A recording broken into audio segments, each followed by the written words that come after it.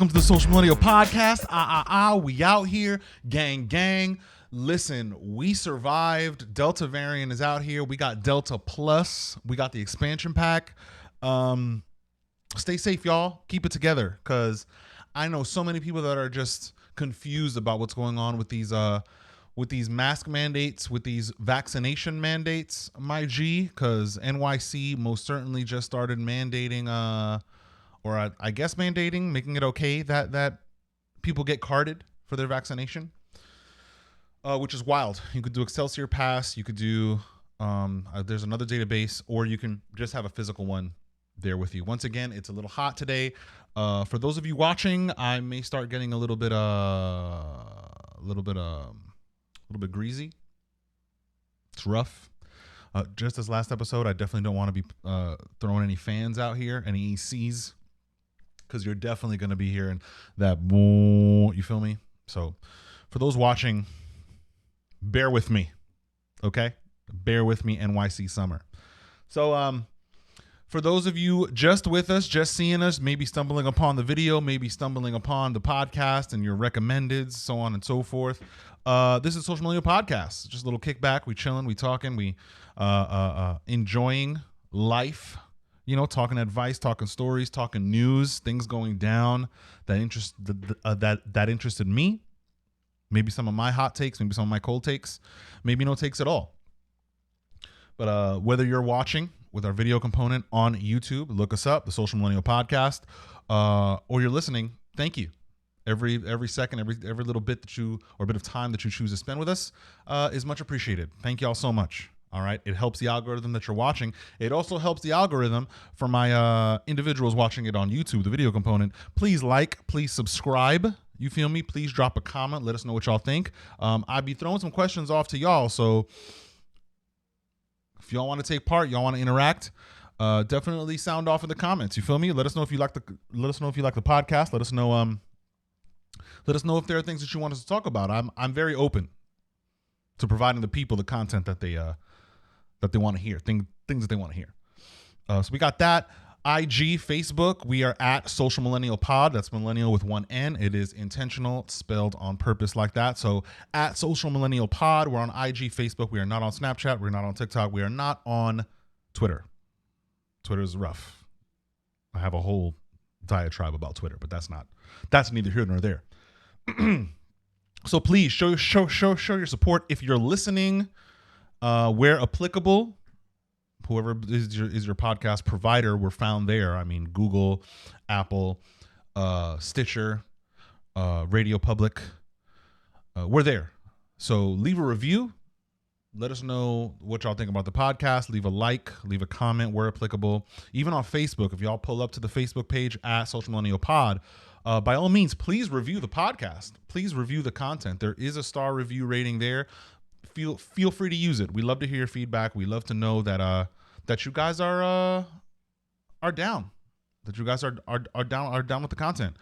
We've also got merch going on. We've got all of the links down in the description. And for those of you who are new, whether it's visual component or y'all are listening under the sound of my voice, where applicable, where available, where possible, I'm leaving all of the links of what we're going to talk about today down in the description. So now that all of that is out of the way, at Social Millennial Pod, Social Millennial Podcast on YouTube, let's get into it. You feel me? We got some interesting things that have happened this week, some interesting things that are unfolding politically. You know, I usually talk UFC, so you know it's going to be a little bit of that in there. We've got some Marvel news, Disney news, which is cool. I went out and saw Free Guy, so we're going to talk about that a little bit. You know, I'm not going to give any spoilers, but I'm going to let you know whether y'all should go see it or not. What else do we got going on? We've got some immigration stuff going down that I'm going to touch on. You feel me? And some other things. So strap in. Thank y'all so much. And let's get into it. All right. So we've got what I'm gonna talk about first. I think off the rip, I'm gonna talk about, we're gonna hit, I don't know if y'all are up on it, but if y'all are not, y'all are about to be up on it. Johnny Depp hasn't been around. Y'all notice y'all haven't been seeing Johnny Depp anywhere. No Pirates of the Caribbean films have been out here. You feel me? We haven't been hearing the iconic music. We haven't been getting any buccaneering. And part of that, which I don't think we need anymore, I don't think we needed to have any more Pirates movies after the third one. please at me. Let me know down in the description. Do you think after, what was it? Was it Dead Man's Chest? I forget what the name of the third one was. I know. I think Dead Man's Chest was the second one. At World's End. So I feel like we should not have gotten that third one. It was overkill from then, and we had like 2 more, I think, after that or something. 1 or 2 more. Yeah. Even though I don't think we should have had more, we were gonna get another one with Johnny Depp. It was gonna be a thing. Since Pirates, Johnny Depp has been in the Harry Potter, the extended Harry Potter films, the prequels, if you will, Crimes of Grindelwald. But he's gone. He's done. They took him out of the film. Who took his place? An actor by the name of Maz Nicholson, I think, took his place as the titular character. And yeah, all of this is seemingly Disney took him off of Pirates. He seems like he's blackballed. I mean, I think he feels like it's a Hollywood boycott. So if y'all like those movies, if y'all like Johnny Depp, I mean, I was kind of disappointed. I was kind of upsetting, even though I didn't want other Pirates, but Johnny Depp is Johnny Depp, man. I don't think anybody needs to go through stuff like that, especially after everything that he's gone through and his kind of career. But a lot of that had to do with his divorce from Amber Heard. Now, for those who don't know who Amber Heard is, believe you me, I know enough people, and enough people are close to me that I say Amber Heard, and people don't know. People are like, who's that? I don't know who the heck that is, dude. I just watch movies, fam. Mad heads. I just watch movies, fam. I don't be remembering who these people's names are. Amber Heard, I think y'all would have most famously or most recently seen her in Aquaman. She played Mira. She was the girl with the red hair next to Jason Momoa. And they were married. They divorced. A whole lot of stuff going on with the divorce.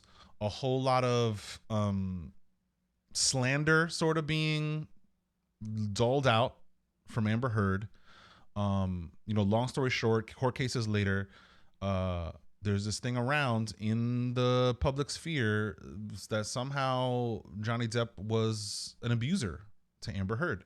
And for a while, people were kind of sort of believing Amber Heard because, we were in that Me Too time. Amber Heard ended up, quote unquote, doing an article for ACLU and Vanity Fair, like a whole thing. It was a whole spiel. Media, we cash in on stuff. Even bad PR is good PR. So, usually parlay this into books and things. But that all came out. People were kind of on Amber Heard's side because we were on the hashtag Me Too, hashtag Believe All Women kind of tip. And it came out. Now, Johnny Depp had also sued some publications and so on in Great Britain.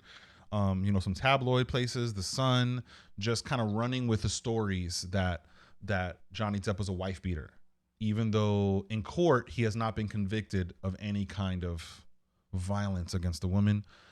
It does not seem like, and correct me if I'm wrong, it did not seem like it was any part of his divorce. Like there was not some kind of weird thing going on where he had other charges of assault and battery or something.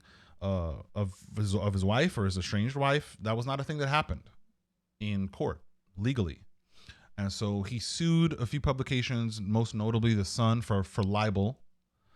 And the UK courts did not hand him the victory for that because they somehow ruled, and I thought it was strange for them to rule how he, even though it was not ever shown to be proven in the court of law and he was never charged with anything having to do with that.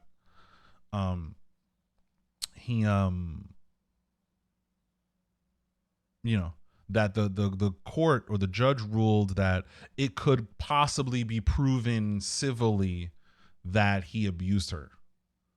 So the judge turned down that lawsuit, ruled in favor of The Sun because it could maybe kind of possibly, if it went to court, maybe could. So I thought that was rough. That was a bad precedent to set. But I'm not a European lawyer, nor am I a legal analyst in that way. I could just give my 2 cents. I'm out here. You feel me? NYC. We out here. Gang. So that happened, and then he also had a libel suit from her, again, Amber Heard, having to do with that ACLU article. Then the bombshell dropped, the other shoe dropped, and we had some recordings of certain conversations and engagements between Johnny Depp and Amber Heard. I don't know if it came out through Discovery, but those dropped and went public. And very clearly in those exchanges, Amber Heard was kind of sort of exposed. So, you don't really know. You don't really know what people's lives are. There's always like 4 or 5 different sides to the same story. You feel me? She was kind of exposed as an aggressor, at the very least, an aggressor, and at the most, an abuser. Johnny Depp very much so appeared to be the battered husband, the kind of cool, chill, not trying to fight nobody, not trying to argue loud, not trying to talk loud. It was wild, man. I think y'all could find it somewhere on YouTube. I'm sure somebody else covered it, and you can hear some of the wild stuff that she was saying. Like, it really sounded like not all there. Like, yeah, talking out of two sides. Amber Heard was talking out of both sides of her mouth. She was referencing times when she hit him, like struck Johnny Depp. Johnny Depp was like, you punched me, like you were hitting me, you broke that physical barrier, you lashed out at me. Oh well, and her thing was like, oh well, I wasn't a closed fist, I wasn't slapping. He was like, no, you punched me. You were punching me. Like when you throw stuff, he was like, when you throw stuff across the room, when you throw pots and pans at me and beer bottle or whatever, wine bottles or whatever it was at me, I'm going to want to get out of that situation. I'm going to want to leave. Because she was all, a notable part of the recordings were like, she was all, whenever we have to think or we have to talk, we have to think or some kind of argument, he leaves. And he's like, I leave because you get hostile and you get physical with me. And I'm not going to get physical with you. So it was a toxic situation. I'm not going to put my hands on you. So I leave. I'm not going to argue and yell at you. So it was very, very interesting. At the very least, very interesting. Can't super pass judgment. Like I said, there's like 5 different sides to any one story. But that bombshell happened. Then the libelous lawsuit happened. Then the bombshell dropped that she may not have written her ACLU, her Vanity Fair article or whatever it was. It's like an op-ed or something that she wrote, sort of playing up the hashtag Me Too, hashtag Believe Women, because she was battered and she was thing. You know what I'm saying? That kind of sort of giving a testimony kind of thing about her experience, or what was supposed to be considered a testimony from her based on her experience. So it seemed like you were supposed to assume that she's talking about her relationship with Johnny Depp. So that was a lawsuit that Johnny Depp brought forward. The bombshell was that niggas at the ACLU helped her write that and helped her to the point that they wrote it for her, and she looked it over and gave the okay. Then she said with the divorce that she was going to give a certain amount of money from the divorce, because she wasn't doing it for the money to get his money, to some kind of charity, and like all of it. And so then Depp I think he has a different suit, or it's part of the same suit, where they're going to investigate whether she actually did give that $7 million to thing. And he got with that suit, Amber Heard has been trying to, and at least her legal team has been trying to get it dismissed. This is the 3rd time already that Depp has won the victory in this suit, a small victory, in that the judge has been deciding to not honor a dismissal of this case. And that they were citing, her legal team were citing what happened with the son and how Johnny Depp lost that, and they found him to be this. But the judge was like, and it's a woman, judge was like, if we decide off of something that coulda, woulda been, this is the paraphrase, something that coulda, woulda been, in terms of like, because that UK court ruled it like, oh, well, he maybe could have been a wife beater, and maybe it could possibly be proven in court. So we're gonna let the son continue to call Johnny Depp a wife beater, even though it hasn't been proven. US judge is like, that's a horrible precedent to set. If I just dismiss the case because, or with the reasoning from what happened with the UK case against the son, because we should be proving beyond the shadow of a doubt, we should be proving in the court of law that this guy is this thing. So that's a poor justification. So they're going ahead. I think it's going into discovery. I think it's in discovery now, where they're going to get to look into it. They're going to get to look into her finances. They're going to get to see what she did with that. I think it's $7 million or some other amount of money. And why this is a big deal is because if he can win these suits in that she's not being truthful, she's not being honest about what's happening with the things that she's saying and so on and so forth, and she kept any portion of that money. It already came out that the ACLU helped her write that article, that it wasn't from her, that then he could cast doubt or aspersions on this narrative that Amber Heard has been trying to push, about him being a wife beater or somehow abusing her, somehow hitting her and beating her, because you get accused of that and you lose your job. You get accused of that and now you're hashtag Me Too all of a sudden. Whether it's right or wrong, whether it's accurate or inaccurate, oftentimes, not oftentimes, in this current generation, it seems, the current era that we are in, it seems like we're getting away from that a little bit, but the current era that we were in, or at least the time of these accusations, you got accused, you were done. Forget about the law. And even then, after the law, even if the law exonerates you, the damage has already been done. So let's say these things and do these things so the damage can already be done, even if it's false. And so I say all that to say, I'd say all that to tee up the story that I'm about to talk about, because Johnny Depp is being honored at a film festival. And there were some, there's people in Hollywood, other individuals who are like, nah. But I think this is a pretty cool, pretty fair, straight shooting director, runner of this film festival that's giving him an award, giving him an honorary award.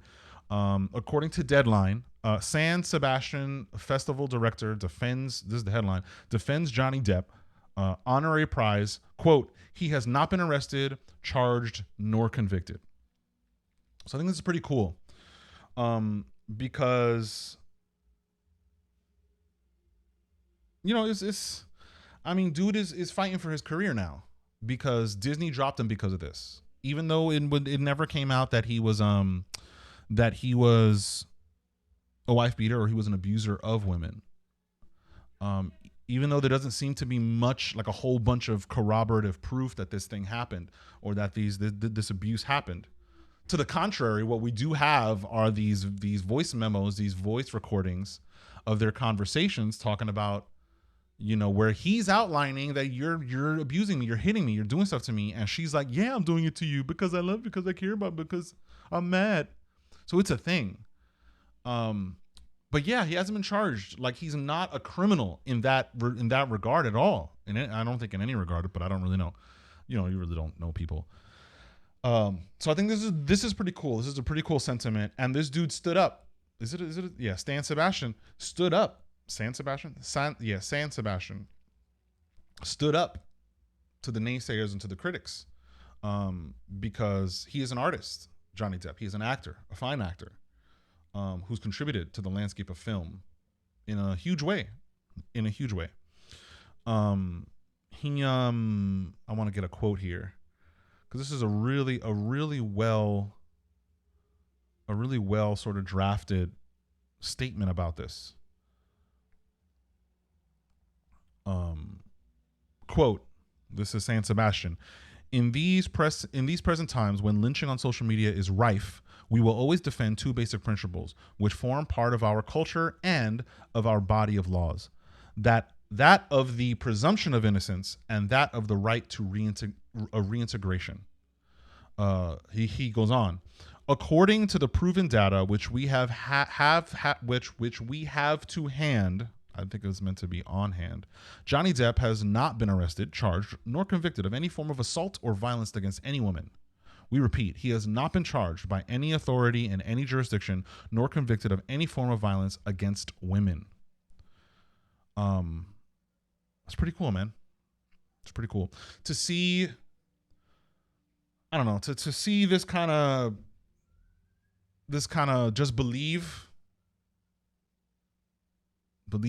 stuff get challenged is great, because it seems to go against common sense, common knowledge, common whatever.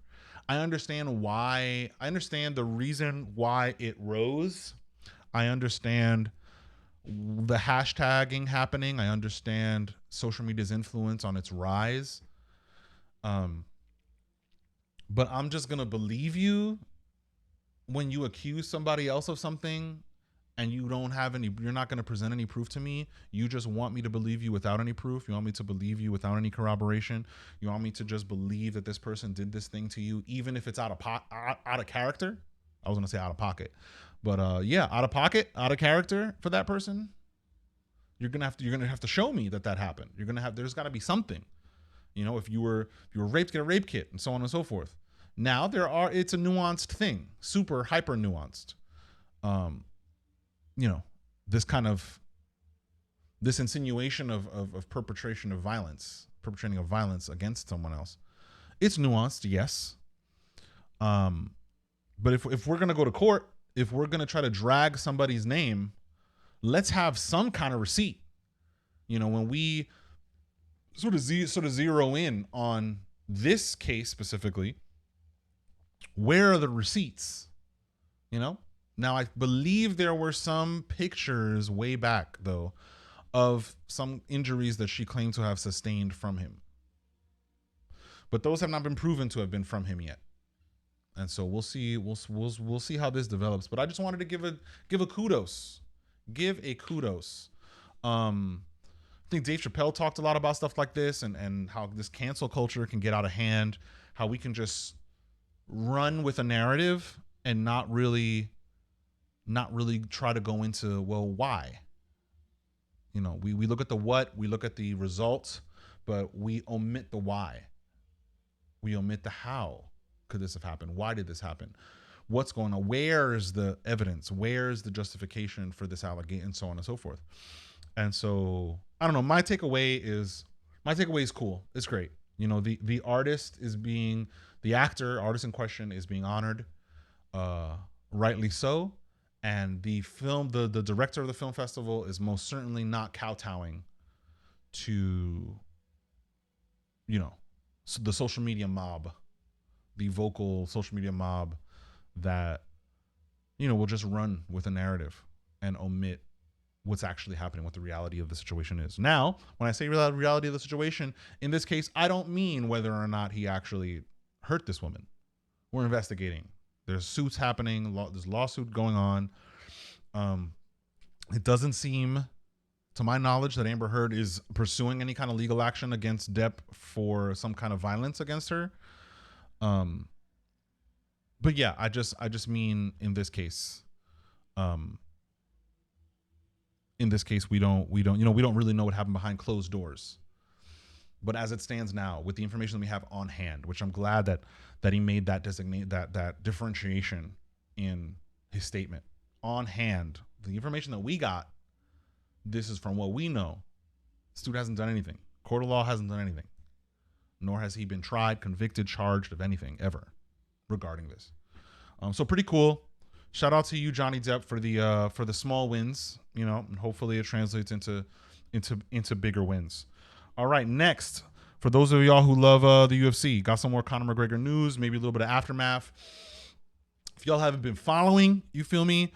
Conor made some comments about Daniel Cormier. Daniel Cormier dropped, I don't remember if it was a meme or if he did it on social media, but he analyzed places in Conor's last fight with Poirier where Conor broke his leg, where there were some kicks that looked like they were checked, that looked like it could have damaged Conor's leg further than what it seems to maybe have already been damaged from beforehand, according to certain outlets. Conor reacted to that. I don't know if it's him trying to play up his personality or him just starting to believe his own hype, starting to get a little bit too overboard. And he kind of went a little wild in trying to implicate, first saying there were no checked kicks, when in the analysis it was clear there were checked kicks. Like, two eyes, you're seeing it. But he went a little bit too far in extrapolating that into seemingly trying to get DC fired from his job at the UFC /ESPN, talking about how he's drinking on the job, talking about how he's drunk the night before and comes in and trying to do his job and liquor on his breath. Now, nobody ever had a problem or ever called out DC for any of these things before. It seems like he's always been the most professional dude out here doing his thing, and that's fire. Kudos to him. Conor shared some kind of pictures or whatever of them drinking while they're doing the broadcast in between during commercial break. You know, we don't really know the context of the things, him and the other correspondent, you know, laughing, joking, and so on. If he was tipsy, you definitely couldn't tell from that broadcast at all. He was on point with it. He also, you know, mocked DC because of his weight and so on. You know, the low hanging fruit. And DC responded with a great response. Now, Conor said all these things and then deleted the posts. So it's like, my dude, are you just shooting from the hip now? You're not being clever. You're just not trolling, but you're just you know, you're butthurt now, and now you're gonna respond to every little thing and not even with anything witty to try to sell anything. So you're not selling a fight. You know what I'm saying? So DC hit it right on the head, and I think it's pretty fire. I think it's pretty fire what DC said. I've got the quote here. This is according to SB Nation, bloodyelbow.com. Headline was Conor McGregor trying to get Cormier fired in latest deleted tweets. DC roasts him in response. So DC responded, and I thought this was classy. I thought that he didn't need to say any more. And so his quote to this dude. Oh, wait, let me read some of Conor's quote here. Quote, Daniel Cormier is a fat mess, getting into worse condition by the day. God bless him. Oh, my gosh. Another quote, showing up drunk at media events the very day before he was in the booth calling my fight. Drunk at a media event working? The day before being a commentator on the biggest fight in history? You know, he was trying to get him canned.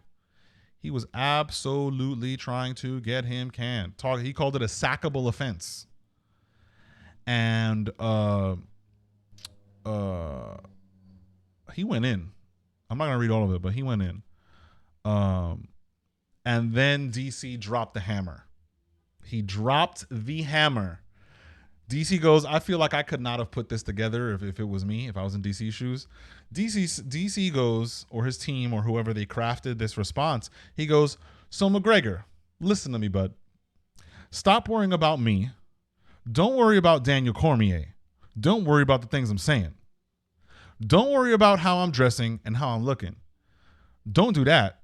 Worry about the dudes that keep beating your ass every time you go into the octagon. Mic drop. Mic drop. Because he goes, and quote, that's what you should be worried about. I'm not the guy you have to worry about fighting. I'm done. I'm retired. I'm living my best life. You need to worry about trying to beat the guys you fight against. Don't worry. Get off the internet. Get off the internet. I'm over here just doing my job. So, McGregor, fall back. My guy. My guy. My guy. Put a smile on my face. And not that I don't like Conor McGregor. I'm actually a fan of Conor McGregor. It's just this version of Conor is a problem. It's something that I can't look up to and be hype about. So that happened. Mic drop for those of you who follow UFC. I was hype about that. I do feel like Conor needs to get himself together. I don't know if there's drugs going on. There's some rumors that people keep referencing drugs. There was a recent thing with Conor, and oh snap. Let me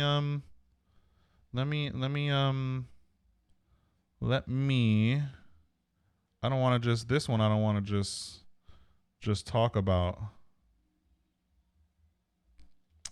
This was Conor, a recent thing with Conor and this dude that just fought Jorge Masvidal.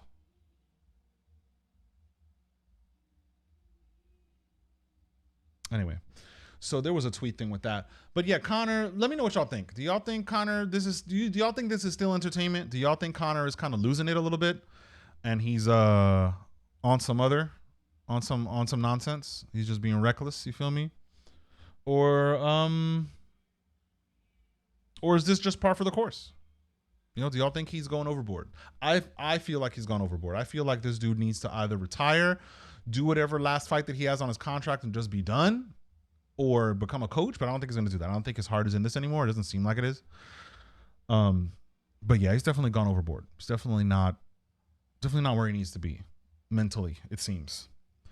But dude, man, I hope Conor, I don't think you're ever going to listen to this, or you may never see it, but dude, you got this, man. Just refocus up. Let's focus up. I know you got your money. I know you doing your thing out here in these streets. You feel me? Keep doing your thing. But if you're going to come out here and fight, don't start hurting your legacy. Michael Bisping talked about that, man. Your legacy, you got to think about that. You said you were coming back because of legacy. Now you're doing all this wildness. This is how you want to go out, my dude, my guy? Let's get it together. You got records in the UFC, all kinds of records, all kind of pay-per-view records going on. Don't tarnish it with all this nonsense, because it's nonsense, my guy. You finish it out, get it done, retire on top, and call it a day, man. Live your best life. Moving on. So, in sort of pseudo media, man, I am really starting to sweat. If y'all see this in the, for those listening, I'm hella sweating. I'm sure it's showing up in my shirt. It's warm, and the sounds of New York are going on behind me. I don't know if y'all can hear it, but you're getting doom thing. We're getting that, which is fine. You feel me? We out here, NYC gang. But I'm definitely sweating. This is not fun. This is not fun. Summertime in the stewed, as Berlin would say. In the stewed. If you don't know Berlin, at Berleezy. At iBerleezy and Berleezy on YouTube. Y'all check it out. It's a YouTuber I super duper watch. Gaming channel. A lot of funny stuff. Easy Gang. Hashtag Easy Gang. You feel me? If y'all go out there and y'all didn't hear about Berlin and y'all hearing about Berleezy now, and y'all check them out, leave a like over there, leave a comment, let them know the Social Millennial Podcast sent you. You feel me? I don't think you'll be disappointed. But as Berlin would say, the stewed. It's hot in here. Hella hot. The room is not very large. So if I do my AC or do my fan super, even if it's low, you're just going to pick it up. It's going to be annoying. It would annoy me. It will annoy me when I listen to this back and I've got to edit this video. It's going to be, I'm like, God damn. So I'm just going to weather it for the people. You feel me? Going to weather it for the people. And if you're just joining us, we're on YouTube at the Social Millennial Podcast. Just look us up. Social Millennial Podcast is with one N. That's how it's spelled. It's on purpose. It is not a typo. On social media, IG, Facebook, at Social Millennial Pod, one N. By all means, please like, subscribe, hit the bell notification. You feel me? Comment. We're not behind a paywall. This is a free podcast. Y'all spending time with me is for free. You feel me? So by all means, y'all want to pay it forward, y'all want to support, that's how you can support. We've got some merch. Link will be in the description if y'all feel like y'all want to support in another way. But definitely like, subscribe, review, hashtag Social Millennial Pod. Y'all know what to do. So moving on.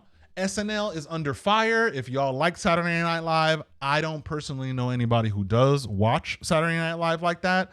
I was a huge fan of Saturday Night Live back in the day. We're talking about the 90s. We're talking about Will Ferrell, Sherry O'Terry, Molly Shannon. We're talking about Chris Kattan. We're talking about early Jimmy Fallon, even though I'm not a super Jimmy Fallon fan from SNL. We're talking Tina Fey. We're talking Amy Poehler. You feel me? We're talking Norm Macdonald. We're talking Colin Quinn. That's my era. Fire Flames. Mike Myers. Fire Flames. Tim Meadows. Shout out to Tim Meadows. Fire. Anna Gasteyer. Shout out to Anna Gasteyer. That's my era. Not all this weird, unfunny Kenan Thompson stuff. Don't even get. Oh my gosh. My guy, Kenan Thompson. You need to get your life. Now I say that. But my guy is successful. So I'm not taking that away from Kenan Thompson. He did whatever he needed to do in his life to get to where he's at, where he's making the money that he needs to make, because he's not on SNL for free. He's getting paid, and he's been there for a minute now doing his thing. But it's a thing. I'll save that commentary, the rest of that commentary, for another episode, another show. But that's my generation. SNL, current generation. I'm sorry, it's just not it. It's not it. I think there's some great talent there, but it's just the writing. It's just the era that we're in, the climate that we're in, what the public sphere is like, what the court of public opinion is like, is just it's just changed so much that I feel like SNL can't make it do what it do. And I don't know, maybe if it's just the different kinds of writers that are there that are not doing fire content, but I've been trying and it doesn't hit for me. Now, SNL is absolutely under fire. Now, namely, it's Horatio Sanz in this lawsuit, but this lawsuit, the implications of this lawsuit are on another level. Let me see if I can get y'all. According to page 6, yes, page 6. For those of you who know page 6, Horatio Sanz, according to the lawsuit, allegedly, Horatio Sanz groomed and sexually assaulted underage fan at SNL party. Let's get to some of these allegations here. Some of these, allegedly. It's an unnamed Pennsylvania woman. Unnamed Pennsylvania woman who was 17 at the time was running an SNL fan site in May 2002, back in the day, when Sands allegedly took her on a limo ride, then digitally penetrated her genitals. I don't even know if I could say that on here. YouTube, please don't. That's the quote from the lawsuit, from the lawsuit documents, at a post-show bash, according to the lawsuit. And this is filed in Manhattan Supreme Court. Now, there are other implications here because she goes into a bunch of stuff about how it was multiple parties. It was other girls there that were underage. There were people that knew that they were underage, according to what she's saying, to what she recalls, to what her story is in this lawsuit, that she claims there were other women, other girls there that were underage. There were other girls that were getting sexually abused underage, sexually assaulted underage against their will. She got sexually assaulted against her will. There was liquor involved with underage people, with underage girls, and that a lot of people knew what was going on. She name drops Jimmy Fallon. She name drops a few other people who were like in the room when these things were happening. She says that people commented on it. Some people didn't like it, but they didn't do anything about it. So, wow. Now, Horatio Sands there's more information in there. I'm once again link in the description for the article. But Horatio Sands' spokesperson, publicist, I guess. Let me see what this quote is.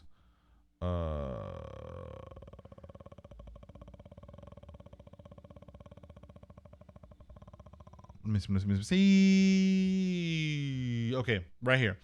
The woman is seeking unspecified damages, right, according to the suit, which notes she's a victim of child sexual abuse who suffered psychological and emotional harm. A spokesman for Sands called the claims, quote, categorically false, and said she's simply out for money. The larger quote is, however often she repeats her ludicrous allegations or tries to rope in other high-profile names to generate media attention, they will always be false, said the rep, Andrew Bretler. Quote, he goes on, before filing this lawsuit anonymously, she demanded $7.5 million in exchange for her silence. We, of course, refused and will vigorously contest these totally meritless claims. Reps for NBC declined to comment Thursday. Fallon's rep did not immediately return a request for comment. So we're going to see what goes down. We're going to see what happens here. I'm wondering if the judge is going to go, yeah, this is going to go forward, because I would assume, as would be customary, NYC, Sands' legal team or NBC's legal team, who may possibly come to bat for Horatio in terms of his defense, will probably submit or try to get the case dismissed. We'll see what happens. We'll see what the judge says. We'll see what kind of proof that this lady has for these statements. But wow, what a bombshell. What a bombshell. And name dropping Jimmy Fallon too. Ooh, we're going to see what happens here, because I know just a few years ago, we just talked about hashtag believe all women, hashtag me too. Only a few very short years ago, this kind of an allegation, even put up anonymously, they would have been axing people, because I don't think Horatio Sands is part of SNL anymore. I don't know. I don't know if he comes back as a special feature. But Fallon, his job would have been, this would be all over the place. Oh, is NBC going to drop, is NBC, ABC? I forget what network the Late Show is. But are they going to drop him from the Late Show because of the allegations? Because remember, so many people got hurt, like got dismissed, got so on, just on allegations, got fired just on allegations with no proof. Nothing. So we're going to see how this unfolds. Do y'all think that this case should be dismissed? Maybe this is just a lady that's making up stuff so that she can get some money, considering that the spokesperson, the representative for Sands, said that she's been doing this for a minute now. Do we trust him? Do we trust the woman? What do y'all think? Let me know in the comments. You feel me? Where applicable, even y'all listening, where applicable, let me know. Let me know. Because I don't know. I can't tell. She's got some other things going on here in her story and in the lawsuit of things that she describes over a long period of time happening. Even after the assault, quote unquote, the alleged assault, allegedly she ran into him again, and supposedly he apologized to her. And said he's a different person now. But we'll see how that goes. We will see how that goes. I'm definitely watching, because if we go into discovery and, if the judge doesn't dismiss the case as per NBC's eventual request for a dismissal, then it's going to be interesting to see what happens here. Like a nail biter. For real. Moving on. We've got two. Biden is on. Nah. I think I said this before, but I'll say it again. When I say Biden, I do not mean Biden. I mean the administration. Yes, he got elected president. Yes, he's in office. Yes, he is the president, but the president only has certain powers and the president has certain limitations. There's a cabinet, there's advisors, there's Senate, there's Congress, there's Supreme Court. Like, it's not just Biden. We tend to just be like, oh, Biden, like we are for every administration. Oh, Obama did. There's a whole gang of niggas talking about you should do this, you should do that, you should do this, let's move on this, let's move on that. It's not just one dude unilaterally making decisions. But Biden is the brunt. He is the face. So first, there's something huger happening, but first we'll hit this other huge story, and then I'm going to hit something else, because I think I've got things to say, like heavy. I mean, I've got things to say heavy about everything. But Biden, so we talked about immigration before. Remember that. Talked about immigration, talked about what was going down with the administration, with them sort of getting a little bit more on it with immigration. We've got federal judge now, federal level, federal judge, this is the headline according to CNN Politics, federal judge orders Biden administration to revive Trump era border policy. Finally, we're addressing the elephant in the room when it comes to the Biden administration doing away with all of these Trump era policies and policies from before that seemed to be doing a decent enough job at I don't know if y'all could hear this. These dudes is about to be on it. Am I gonna have to? All right, y'all, we're back. So the sounds of New York were getting a little bit too crazy for me. I had to go out and handle some things. You feel me? So we're back. Let us continue. We got some more things to talk about. Biden / the administration is on some nonsense. So we've got federal judge orders Biden administration to revive Trump era border policy, and as you probably just heard me say, finally we're getting some kind of recognition of Trump era stuff being kind of good, or kind of okay, kind of better than what's going on at this point. I know individuals don't necessarily want to acknowledge that, but it is what it is. You know, things are showing themselves to be what they are, and so we can't. I mean, we're going to dispute with objective reality of what's going on. I don't know. But yeah, federal judge. So it was shortly after this is according to CNN Politics, shortly after President Joe Biden took office, he ended the policy known as Remain in Mexico that resulted in thousands of non-Mexican immigrants having to wait in Mexico until their immigration hearings, often in dangerous conditions. In April, the state of Texas and the state of Missouri sued the Biden administration, arguing that reversing the policy led to a surge of migrants at the U.S.-Mexico border that inflicted costs on the states. A couple months later, Homeland Security Secretary Alejandro Mayorkas formally ended the policy in a June memo, and the administration later worked to admit those migrants who had been subject to it, to like bring them back in to holding instead of waiting in Mexico. But late Friday, Judge Matthew Kaczmarek, think that's how you pronounce that, a Trump appointee, blocked the administration from implementing that memo, though he stayed his order for 7 days, quote, to allow the federal government time to seek emergency relief at the appellate level. So he kind of like pushed it off to the next. But Kaczmarek said that the Biden administration's termination of the policy violated the Administrative Procedure Act, a law that dictates what procedures agencies must go through to implement certain policies. Specifically, the judge said that Mayorkas, quote, failed to consider several of the main benefits of the end quote, the policy known as the Migrant Protection Protocols in his June memo, nor did he discuss the rise in border crossings. Kaczmarek also included that one of the key reasons the memo did provide for ending the policy was arbitrary, in violation of the APA, which prohibits agencies from taking, quote, arbitrary and, quote, capricious actions.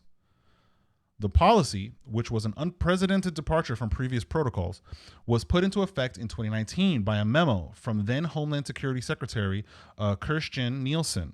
An estimated 68,000 migrants were returned to Mexico under the policy.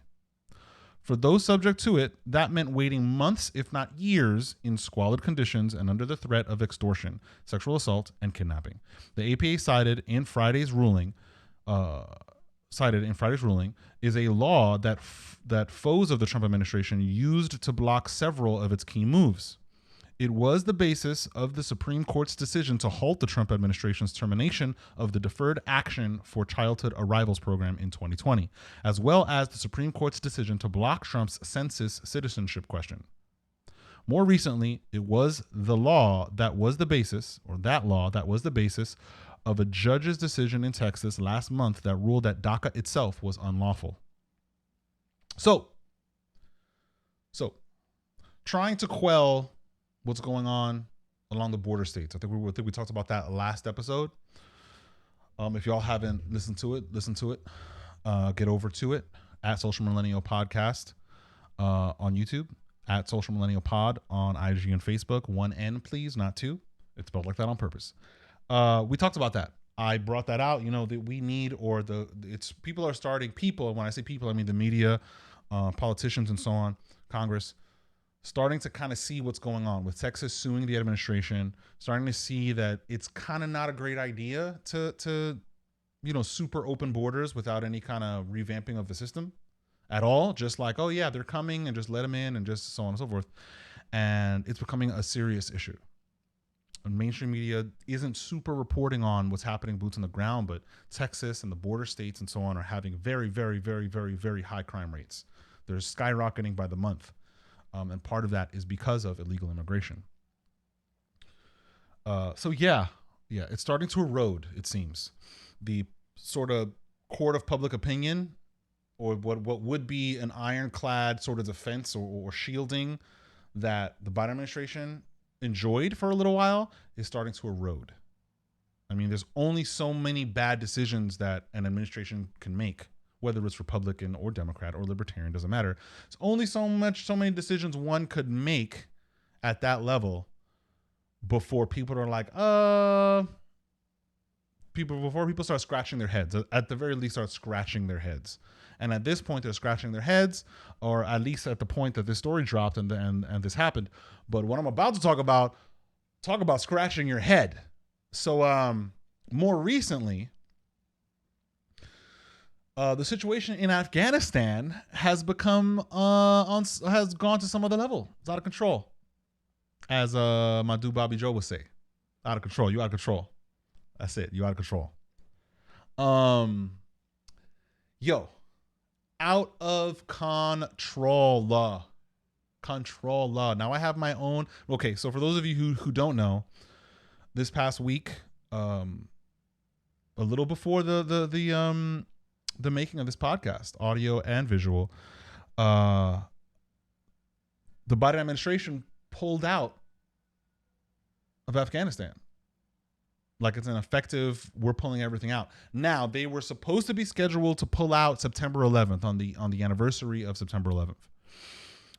Now, this stems from a peace agreement, an accord that Donald Trump made with the Taliban directly regarding Afghanistan and regarding the pullout and ending of that war. He made an accord with them, set out rules, set out a plan of pulling out. It was supposed to be by May 1st of this year, I think.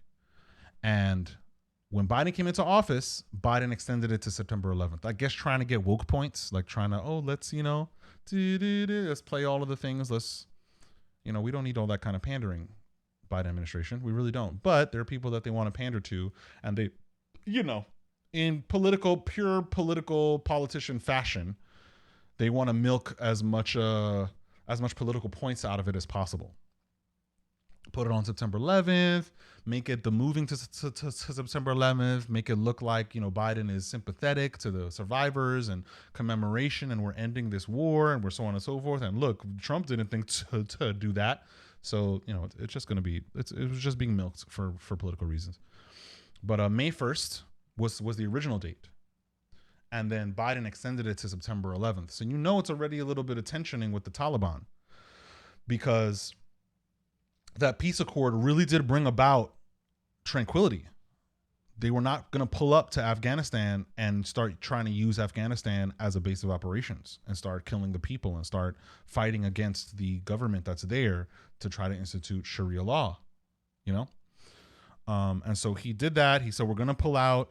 Part of that accord was part of the conditions. We're going to pull out, but you have to not be violent, come in violently. You have to not use Afghanistan as a base and center operations for terrorism anymore. If there's anything untowards, like crazy going on that y'all are doing in Afghanistan, we're going to come back. That was the accord. It's going to be a problem. So basically, if we want to talk New York, we want to talk New York nigga, because Trump, he out here. Okay, we're going to take our hands off of Afghanistan, but don't start none, won't be none.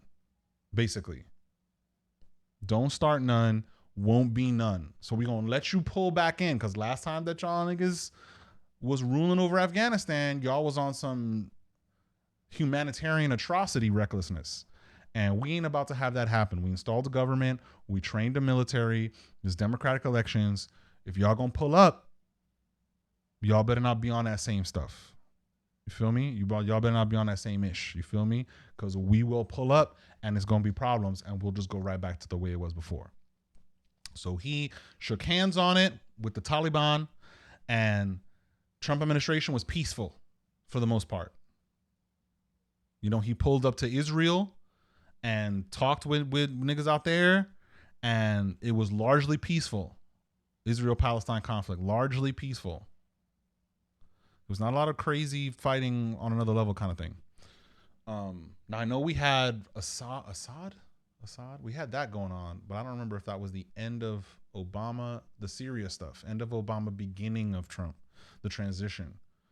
But Trump's direct involvement in the Middle East has brought about, some semblance of tranquility.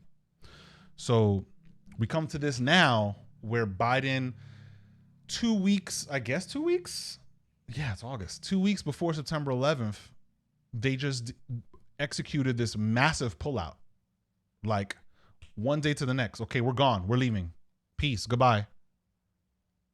I mean, it felt like one day to the next, but it was like over a few days. Peace. Goodbye. It was all over the news. The Afghanistan government felt betrayed. The troops, Afghanistan army felt betrayed. The people felt betrayed by the United States because the last thing that they want is for the Taliban to pull up because of what happened last time. And it wasn't handled properly. It wasn't executed correctly. To have such a rapid pullout, and then, without the support of America, those troops are not going to fight. Generally, they're going to feel outnumbered. They're fighting against dudes that are dressed in regular clothes. Everybody pulled out, and I didn't blame them. I don't necessarily blame them. The president of the democratically elected government bounced. Taliban pulled up, and here we go now. We're in it. There have been memes now, CNN correspondents on some saying weird stuff. They're out there in their hijab and so on, and talking about, I think she got memed up. I forgot the name of the correspondent. No hate, no shade, but she was standing there like, they're yelling death to America, but they seem friendly. It's bizarre. I'm like, what?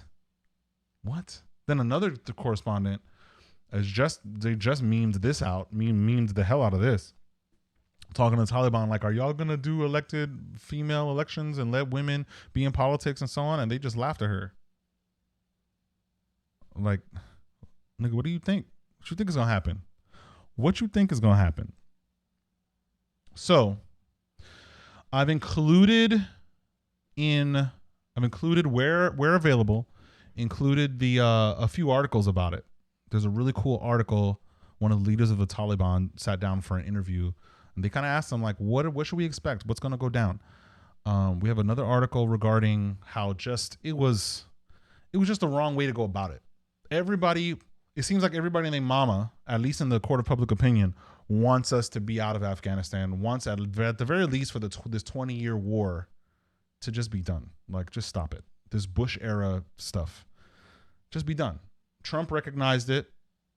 Obama recognized it. Just be done. And Biden recognized it. Trump actually pulled the trigger, though. He actually pulled the trigger on it, where these other politicians didn't want to pull the trigger. They wanted to say it, get political points, and then just push it off to the next person. Trump did not push it off to the next person. I fully expect Trump was expecting to have a whole other term and keep going. Now, in the media, I think I said it earlier, we're not scratching our heads no more about this Biden administration. It's only so many times that you could get stuff horribly wrong, that the presidency leading the country could go so left. Now, for lack of a better term, I don't mean left wing. I just mean like, it was going good and then it went left. It spun out of control. You can only let it spin out for so long before even your own constituents are like, we need to. Now they're talking about, even Democratic elected officials in Congress are like, we need to have a subcommittee about this because this is a problem, a serious problem. Biden has gotten a lot of flack. Now, of course, and I don't like it. It happens in the right-wing media too. But left-wing media, you get the late-night show pundits that are like the mouthpieces for networks and corporations are defending Biden. It's like, nah. Biden himself, it was wild because Biden did not give a comment about what was going on, was on vacation when stuff was going on. And then the comment that he does make is blaming Trump. Blaming Donald Trump. Now, is it Corey Yeshua? I forget this Instagrammer's name. I will drop his I will add him down in the description so y'all can check him out. But he talks a lot about what's going on and the hypocrisy going on in politics and so on.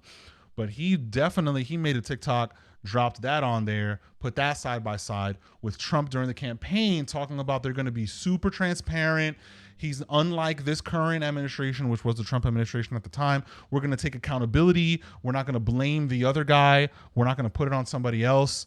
And here he is, first addressing Afghanistan and the fiasco, the foreign policy fiasco that is the handling of the pulling out of Afghanistan. He blames Trump. When on his campaign, he's like, that's not what we're about. That's not what we're about. Okay. It was bad execution. The administration executed this poorly. Yes, pull out. Yes, give them their freedom, but you got to support them when you pull out so that their military and their people will feel strengthened and emboldened to stand for their own freedom because they have people that are backing them up, a strength that's backing them up, because their people culturally have been in bloodshed for centuries. They needed someone to support them. And America failed. Thanks to the Biden administration. I don't know. People want to blame Trump. People want to go, oh, he started this. Oh, he's thinking it's because of him that this is happening. It's not. First of all, it's because of Bush. If we're going to point a finger, because of Bush. If we are going to point a finger, but I'm not going to point a finger, because at the end of the day, the buck falls on the execution. Trump in office probably would have executed this differently. I don't think it would be perfect. I'm conjecturing. I don't really know. Trump is not a perfect human. The administration is not a perfect administration. But if you've got someone who drafted this accord, the same person drafting the accord, or the same administration, is the same administration that's organizing the pullout according to their accord. I mean, I would hope it's going to go better. I would hope. You've got Biden out here trying to execute what Trump was saying. They have their own agendas. The Biden administration is trying to execute what the Trump administration had already set up. They've got their own agendas, their own plans, their own outlines for what they want to do in that region. So begrudgingly, it seems, they want to honor the pact that the Trump administration and America made with the Taliban, but then also do it in a way that hurts everything, that jeopardizes everything. Pivotal strategy that jeopardizes pivotal strategic movements in the region. It's wild, man. You've got a lot of geopolitical veterans talking about this is horrible. This is a humanitarian crisis. Because then, and if y'all haven't seen, I don't know how y'all haven't, but maybe some of y'all haven't. If y'all haven't seen, y'all could Google it, YouTube it, boots on the ground, just the pictures of people trying to jump on planes to get out. Taliban took the capital, took the country in a few days. Everybody's heading, well, most are heading for the hills. The fear now is that Afghanis who worked for foreign governments and embassies, that they will become targets of the Taliban. The fear is that Christians, Buddhists, Jews, members of many other religions, various religions that live in Afghanistan at this point, that they will eventually become targeted because of the Sharia law that will be instituted. Now, interestingly, and there's fears there because there's already stories coming out of people getting killed. Now, whether we have corroborating evidence remains to be seen, but it's being reported on. It's circulating. What's interesting is when y'all go down and read that interview that I put in the description, this Taliban leader talks about how they're granting amnesty as part of the deal, the accord that Trump made, the Trump administration made with the Taliban. They're granting amnesty to people. They're not out here killing people, quote unquote. He said their goal is not out here to start going door to door and killing people, or public hangings in the square. You know, if you see that, that's not us. You know, we have a committee set up to review that and to think. Now, this is what he says, you know, and how women are going to be allowed to hold public office as long as they hijab, as long as they honor hijab. And they're going to be able to walk without a man in tow as long as they honor hijab. The interviewer went straight into Sharia law and what's supposed to be happening. What could we expect from now the Taliban taking over Afghanistan again? Is it going to be different than it was last time? Because last time it was on some nonsense, some humanitarian nonsense. Somebody had to step in. And he's saying, no, it's going to be fine, but he's giving cryptic answers. So we're going to see how this unfolds. We're going to see. Now, where I can give Biden credit. So I told you, I'm going to give credit where credit's due. This is not a left wing. I don't live like that. Left wing, right wing, libertarian. I don't live like that. These are politicians. That's it. Politicians, the president. The rhetoric that I can commend from the Biden administration is that at some point, these people have to be able to stand on their own 2 feet. At some point, they have to be able to govern themselves. And I believe that is the same sentiment that the Trump administration had, which is why they crafted the Accords, this act, this pact, this deal with the Taliban. Because at some point, Afghanistan has to govern itself. These Middle Eastern countries have to do what they have to do. They have to stand up on their own 2 feet. If they're gonna, if they don't like terrorism, they've got to start fighting against terrorism on their own and of their own volition, instead of other countries coming in and fighting their battles for them. You know? Now, one would say, well, you know, we're in a position of power and we need to use our power to help other people. That's a thing. But then it's also true that these nations are sovereign nations. And if they care, if they have a solidarity to their people, or pride in their people, or pride in their country, that when an oppressor shows up, you're going to create resistance against that oppressor. And you're going to fight for freedom. Even with the help of others, you're going to do it. That's what happened. I mean, I know some individuals might be, oh, well, you know, they're going to through the glasses and just, well, you know, you can't use the example of America because America was oppressors and they had slaves and they had this and had that. Okay, listen, I'm going to use the example of what happened in the American Revolution. The French helped the Americans. But just because the French came to America's aid a little bit didn't mean that America and Americans were going to stop fighting. All of a sudden now they're going to lean on France to fight their battle for them. No, they stood. It was their armies, so on and so forth. In the same fashion, if it is in the Middle East that these people are tired of being oppressed, we should be seeing rebellions.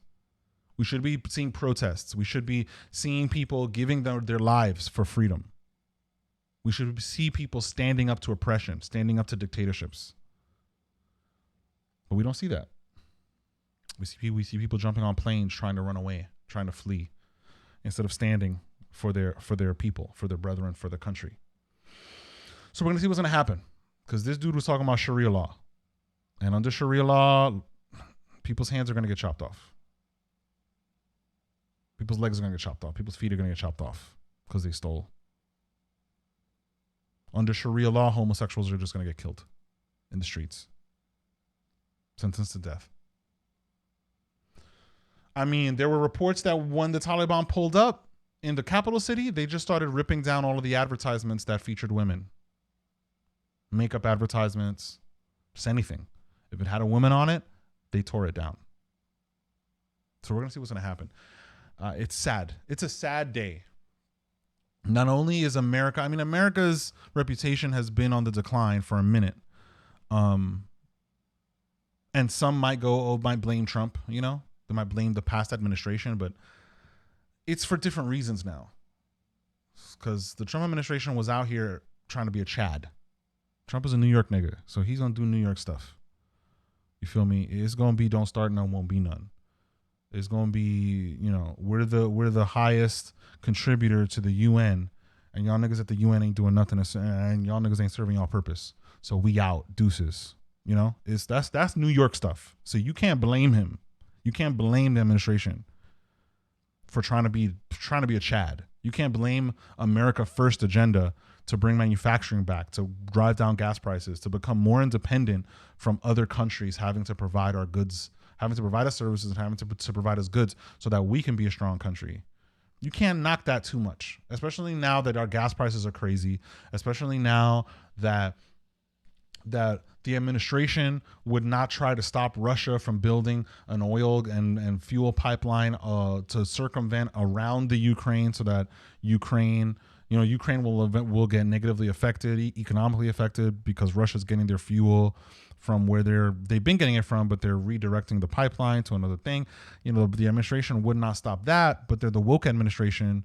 So under that guise of the woke administration, they'll stop the other pipeline that was being built that was almost done, 95% done. The aftermath of that is that now we are more energy dependent on Saudi Arabia, more than we would have been if that pipeline was done, and we'd be able to harvest gas and harvest oil and refine and things, and not have to depend so much on buying barrels of oil from Saudi Arabia and other places where they'll price gouge it because of the demand. They'll fleece us and fleece the world because so many people buy from them. You can't knock it. You got to wonder. I don't know if y'all have wondered yet. I don't know if my guys out here have wondered yet why gasoline is so expensive under Biden than it is Trump. But Trump administration wanted to be a Chad. We want to say make America great again, and it is a proper critique to go, well, when was America great? What kind of greatness are you talking about? Wanted to make America self-reliant, wanted to make America strong. That's it. Make it stronger. Grow its GDP, gross domestic product.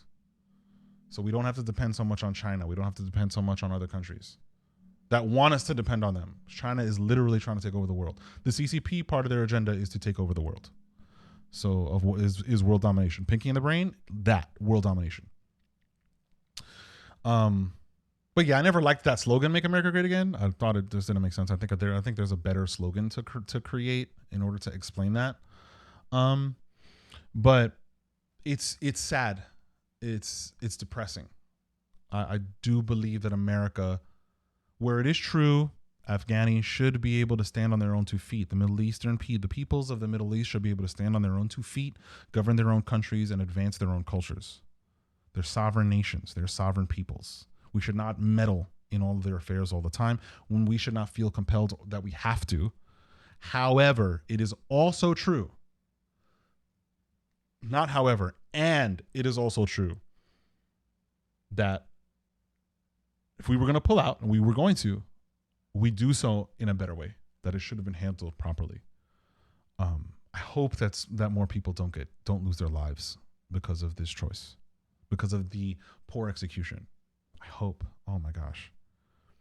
I hope so. I hope some weird incident doesn't happen, and then that the Taliban wants to go, oh, well, y'all violated the thing, so now we're going to start. Because that's how it could go. That's how it can go. And my prayers go out to all those religious individuals out there in Afghanistan that are right now fearing for their life. On the Christian side, all the underground churches, all the home churches, house churches that have been erected, that are running, they're in fear now. The embassies, individuals who worked for the various governments at the embassies in Afghanistan, they're in fear now. People are evacuating Afghanistan. So, thoughts and prayers. So now we're gonna take it to film. Film. Shang-Chi. Shang-Chi. Misunderstanding. Simu Liu, I think he I don't know. I see this. If y'all haven't heard about it, let me read what happened before I start going in.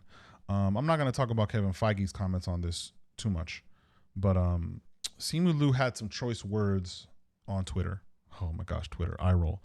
Some choice words for Chapek, the CEO of Marvel. They had a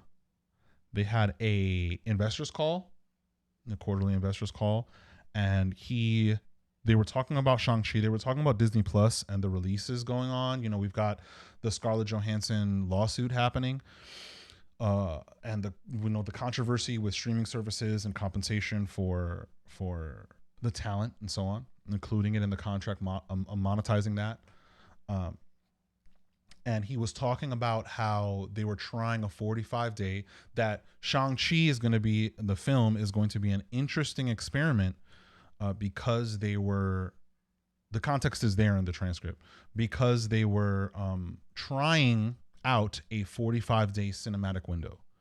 So they're going to put Shang-Chi in movies in the movie theaters exclusively for 45 days. It's not doing a day and date release where it's when it drops in the movies, it's going to drop on Disney Plus. They're not doing that.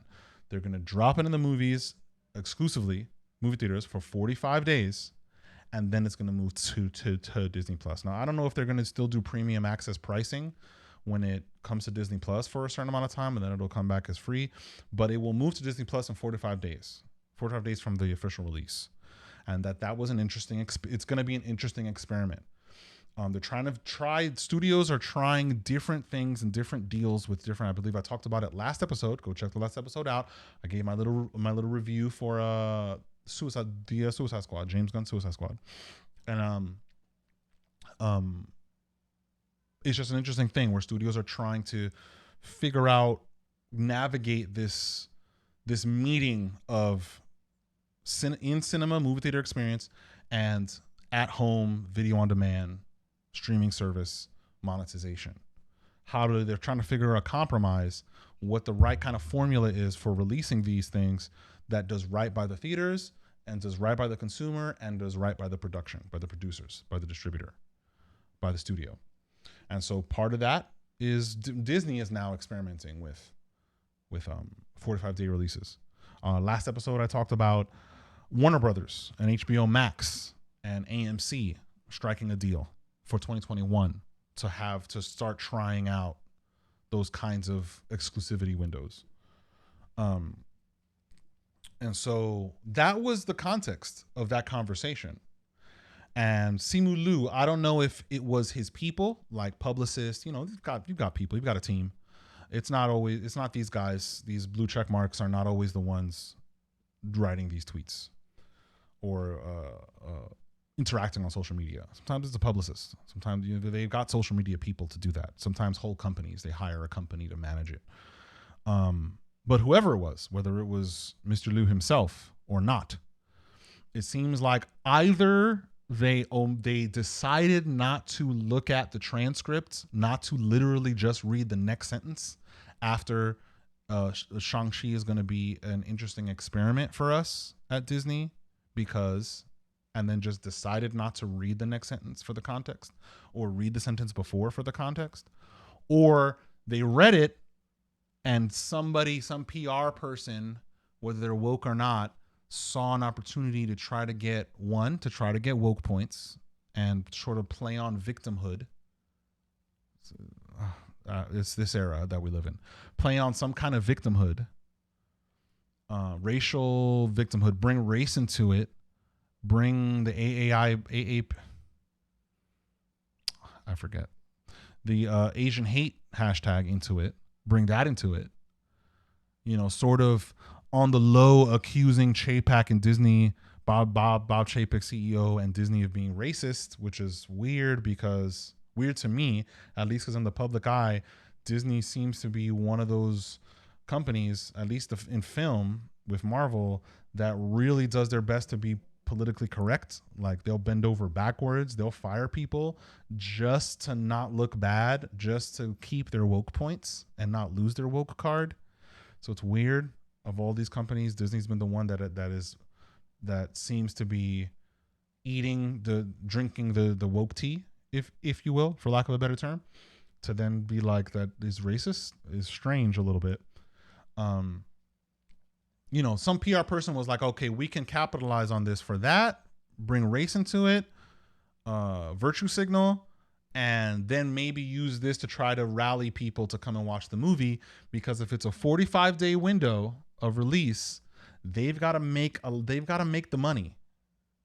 Simu Liu is gonna make money. He's gonna get rich.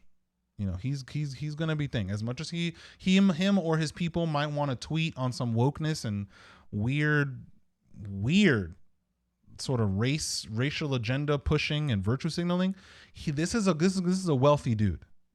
Okay, he's likely has more money in his bank account than most people. They need to make money.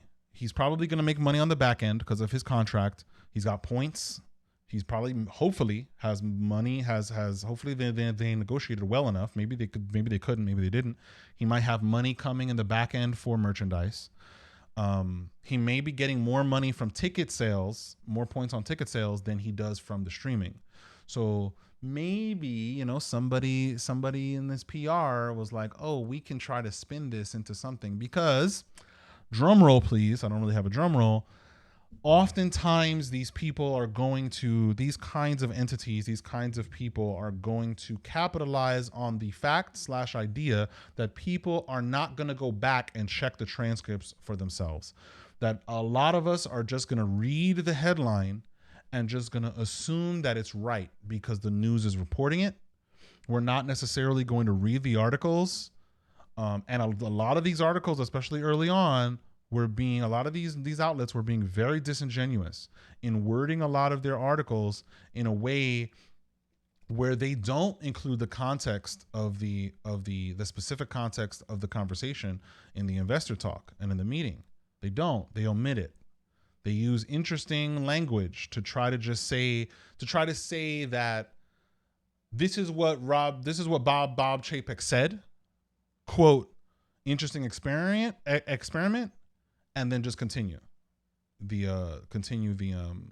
article, instead of giving the context, instead of showing both sides, instead of attempting to be unbiased or attempting to be impartial in terms of reporting the news, just telling us what's going down. So very early on when this story broke and when Simu did this and made the waves, which I think it did what it was supposed to do. I think it did what it was designed to do, the tweet, to bring light, whether good or bad, whether underhanded or not, whether disingenuous or not. I think it was disingenuous. It did its job PR-wise in bringing eyes to the premiere of Shang-Chi. I just don't like it. This is skeezy. This is virtue signaling. Now, let me get to the article. Let me break it down a little bit. So this is according to USA Today.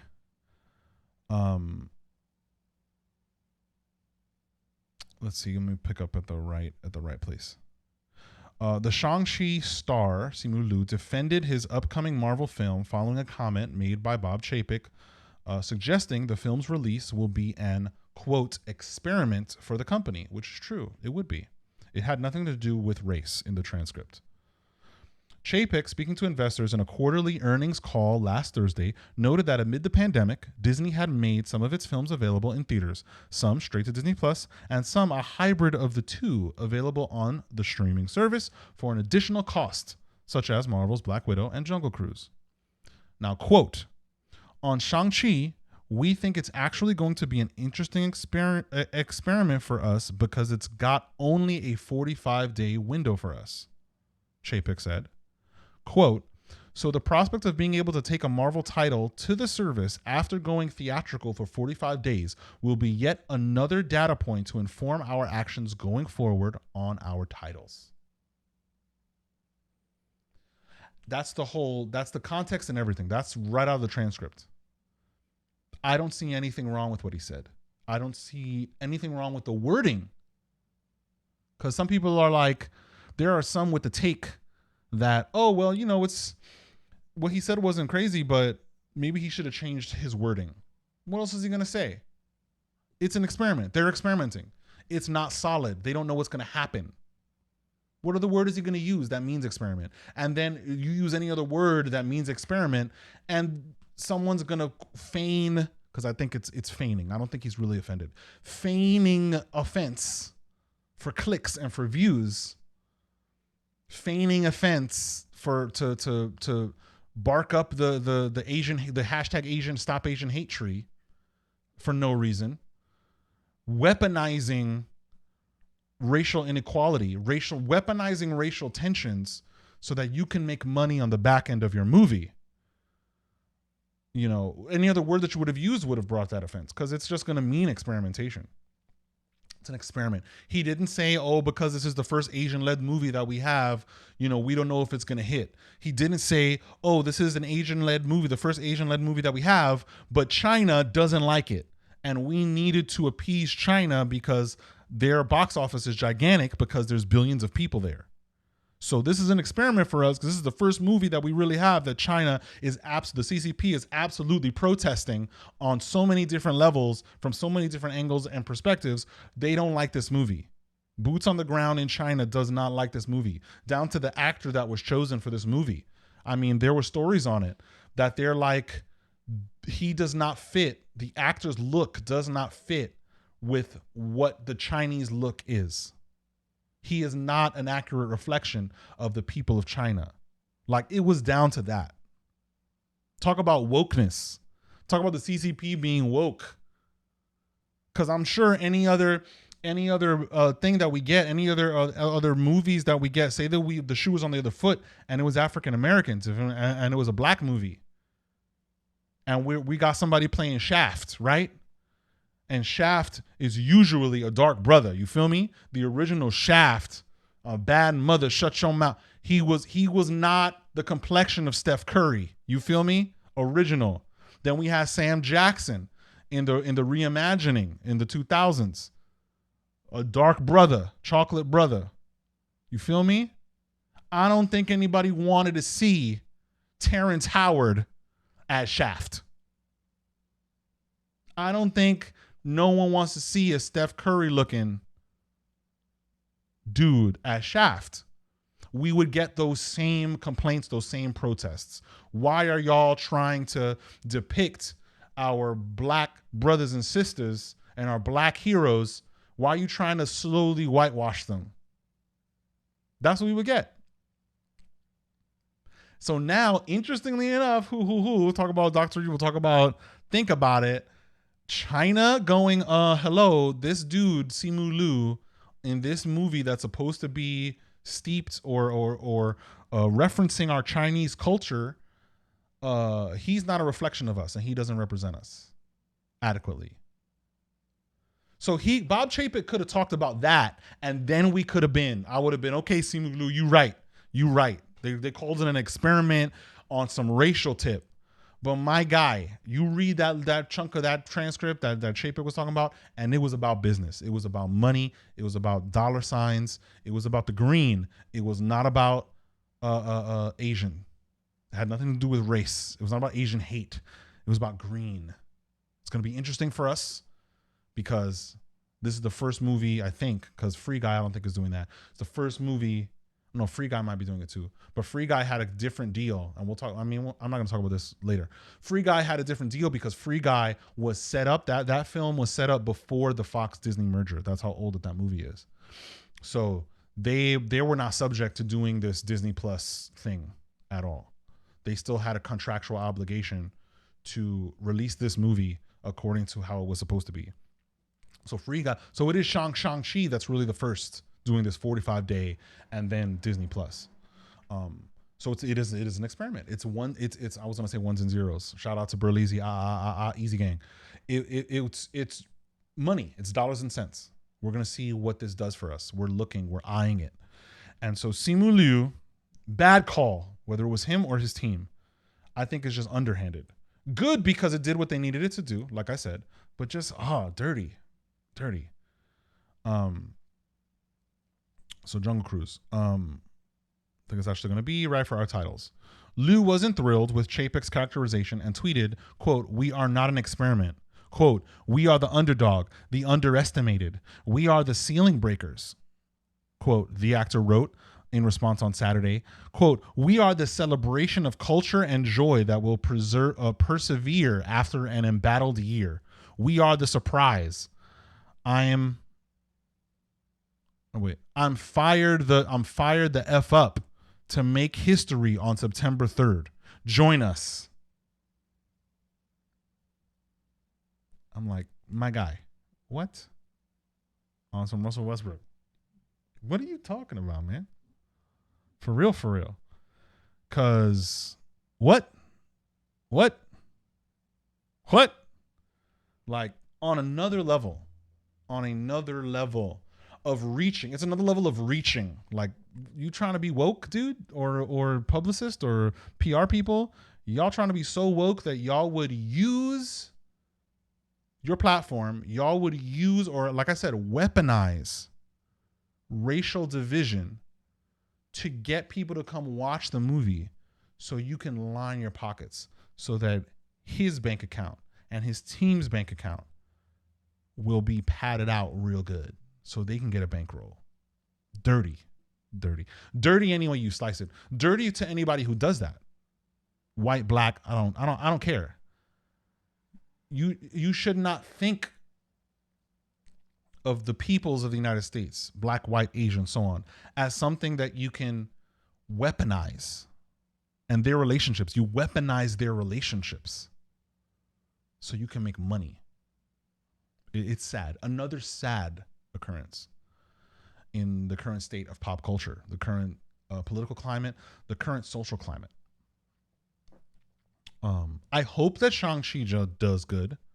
My thoughts on it, just watching the trailer, I think it's maybe going to be, it could be between a Thor. My thing is that it's going to be between a Thor Ragnarok, between a Thor the Dark World and a Thor Ragnarok. It's going to be somewhere in between there. I don't think it's going to be a groundbreaking film. At least from what I've seen so far, certain creative choices that were made there just don't gel with me, in my personal opinion. The rings being rings that go around your arms, like, what is my dude gonna do? He's gonna do Iron Shirt technique? Like, it's supposed to be a kung fu movie, and y'all didn't bring Sammo Hung. Once they announced that they were doing Shang-Chi, and the stunt coordinators were not gonna be from, like, they were not gonna be these guys, the legends from Chinese cinema, Chinese action cinema.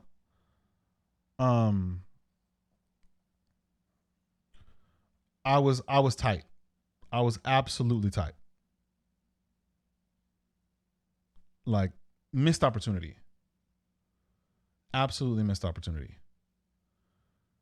Wow.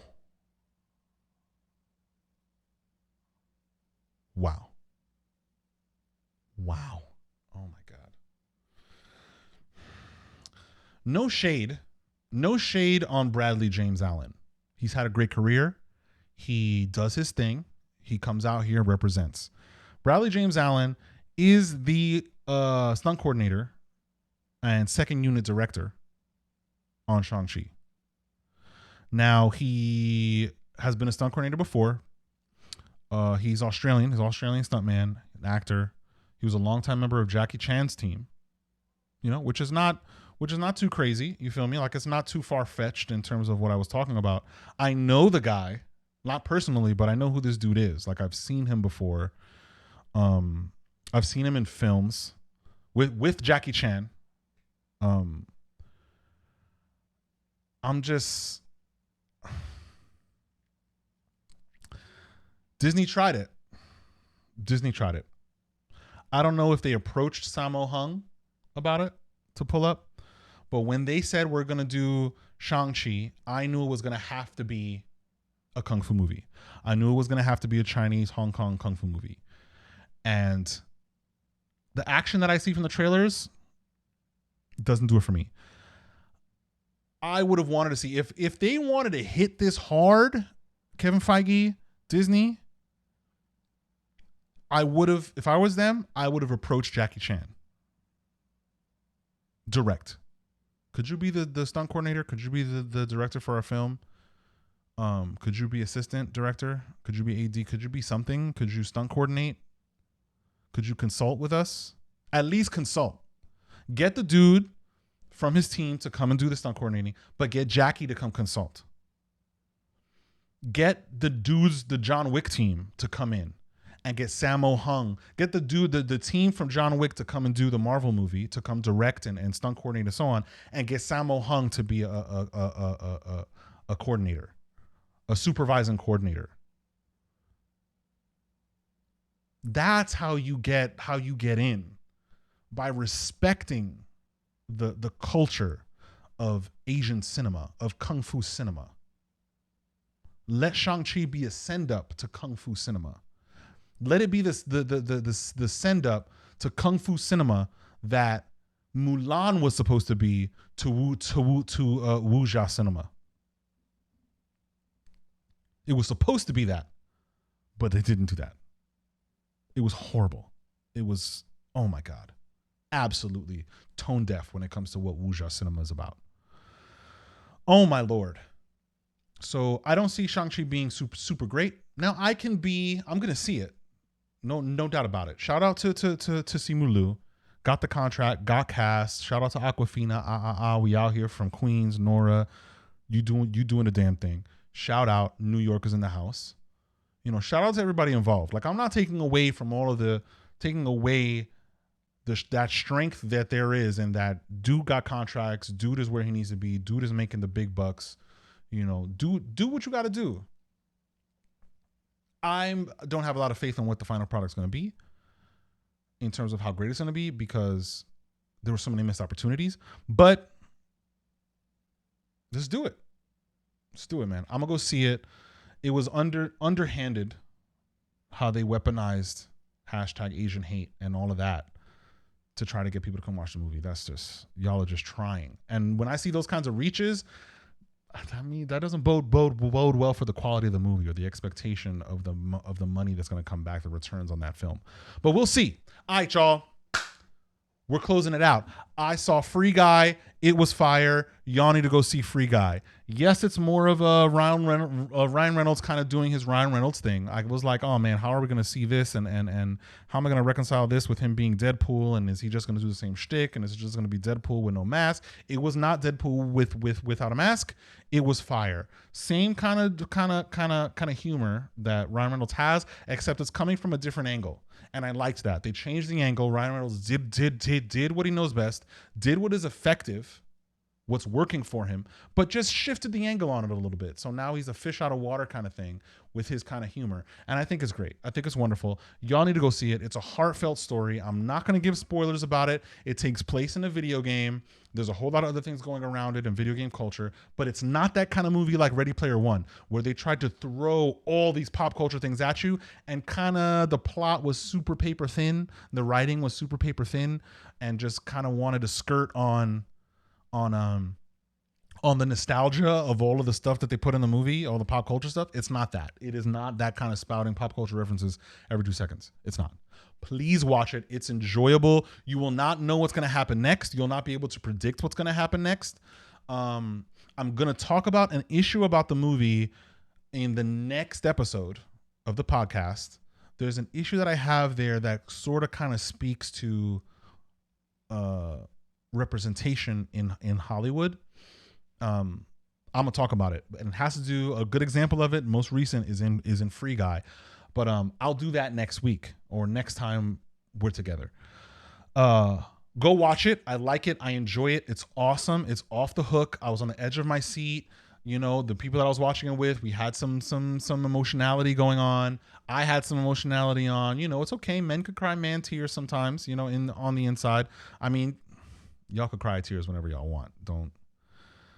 Niggas could cry. Like, I don't have a problem with that. I say man tears inside because, we want to be hard. You feel me? We want to be hard out here in these streets. But when these films and this media is effective at what they're trying to do and tugging at your heartstrings, you feel it. You feel me? Don't be ashamed to feel it.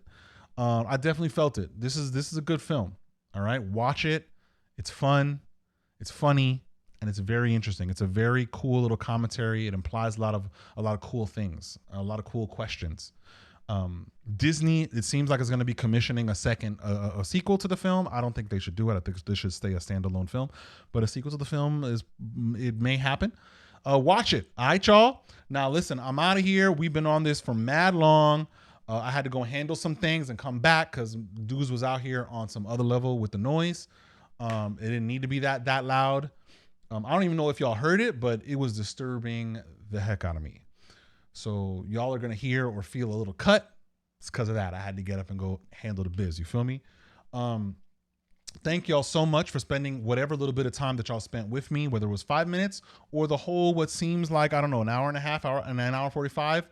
Thank y'all so much. I really appreciate it. You can support in a huge way. Remember, this podcast is free to listen to, free to enjoy on YouTube, free to watch. You can definitely support in a huge way by subscribing on YouTube and where appropriate by hitting the little notification bell so you can get the notifications when the video is out, the video component. You can catch us on wherever you get you get served podcasts. So whether it's Apple, Google, Stitcher, Radio Public, Spotify, wherever, please star it, favorite it, bookmark it, add it to your RSS feed. You can go to the podcast site, which you will find the links for directly and enjoy it there. Please leave comments on YouTube and where applicable. Please review us, give us star ratings, whether it's 1 star, 3 star, 5 stars, 4.5, 4 stars, whatever it is. Let us know how y'all feel about the podcast so that we can keep catering the programming to what y'all want. You feel me? It's a kickback. We want to chill. If y'all want us to talk about specific issues, we will do that. All right? Leave the comments. IG, Facebook, @Social Millennial Pod, 1N, follow, like, review, you feel me? Sound off in the comments, all right? Look for us, Social Millennial Podcast on YouTube. Thank y'all so much. We love y'all. We have merch, so please feel free. If y'all want to put out some money, maybe get us to a whole nother plateau, a whole nother level, get this out here, get this served out here to even more people, and y'all want to contribute monetarily, we've got merch. Check out the description. The link will be where appropriate, where applicable, where the link is allowed. All right. We love y'all. Thank y'all so much. Stay safe, mask up, keep your family safe, keep your head leveled, keep your wits about you in this interesting time. And we'll see y'all next time. All right. Peace.